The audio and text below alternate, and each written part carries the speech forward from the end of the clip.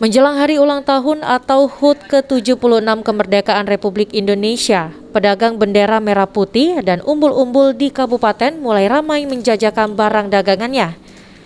Jajang, salah satu pedagang mengatakan, pada masa PPKM akibat pandemi COVID-19, peminat pembeli bendera merah putih dan umbul-umbul untuk memperingati hari kemerdekaan menurun.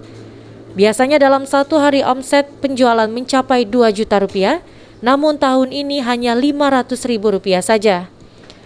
Ia mengatakan selain berkurangnya minat beli masyarakat, naiknya bahan baku untuk memproduksi bendera merah putih dan umbul-umbul menjadi salah satu faktor menurunnya omset pedagang.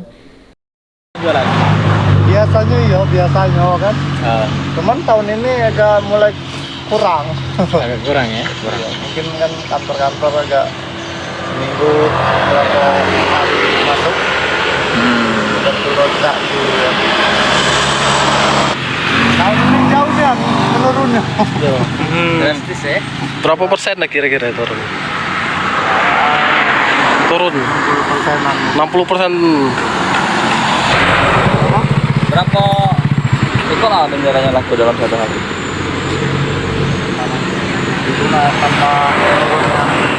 Dirinya berharap masa pandemi COVID-19 dapat segera berakhir sehingga perekonomian masyarakat di Kabupaten Muratara dapat segera membaik. Adi Arianza, PAL TV.